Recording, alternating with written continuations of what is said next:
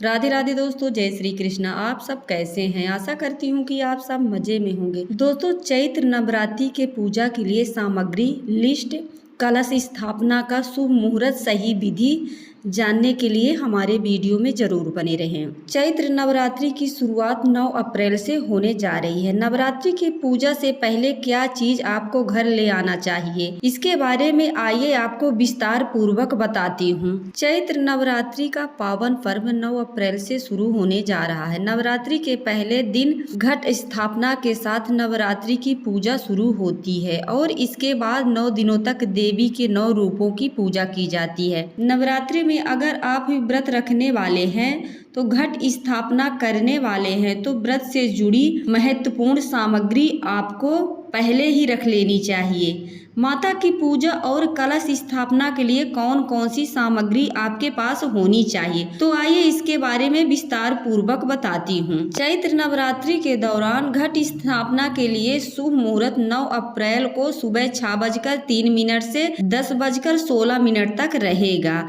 आपके लिए बहुत ही शुभ मुहूर्त है, आप इसमें घट स्थापना कर सकते हैं। तो आइए हम बताते हैं कि माता के पूजा में किन सामग्रियों का होना बहुत ही जरूरी होता है। माता के पूजा के लिए आपको पूजा स्थान पर माता की एक तस्वीर या मूर्ति रखनी चाहिए। पूजा का स्थान ईशान कोण यानी उत्तर पूर्व दिशा में होगा तो बहुत ही उत्तम माना जाता है।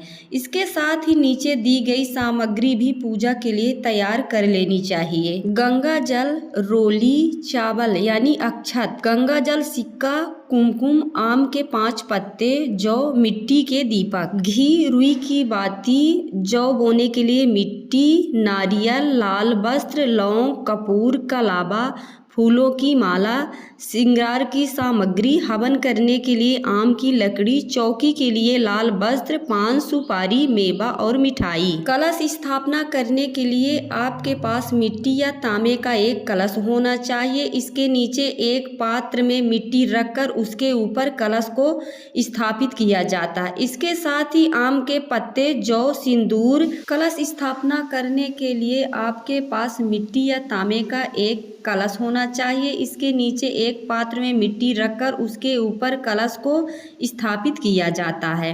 इसके साथ ही आम के पत्ते, जौ, सिंदूर, जल, सिक्का, लाल चुनरी, कलावा, मिट्टी के कलश स्थापित करने से पहले आपके पास होने चाहिए।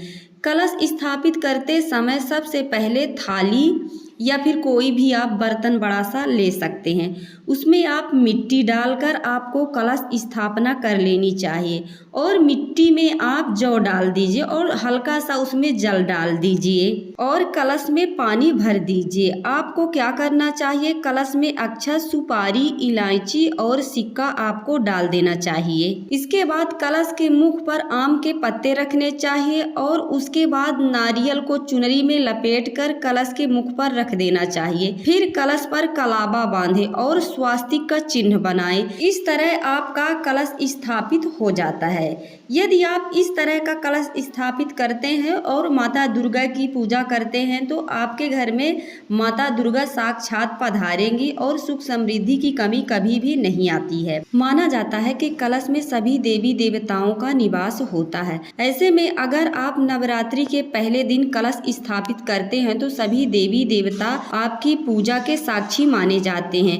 इसलिए नवरात्रि के पूजा में कलश स्थापित करने का बहुत बड़ा महत्व माना जाता है। माता को श्रृंगार अर्पित करें। मेहंदी, महावर, बिंदी, लाल चूड़ी, लाल साड़ी, बिछिया। यदि आप श्रृंगार के सामग्री माता को अर्पित करते हैं नवरात्रि के टाइम में तो माता रानी आपको अखंड सौभाग्यवती का आशीर्वाद देती हैं।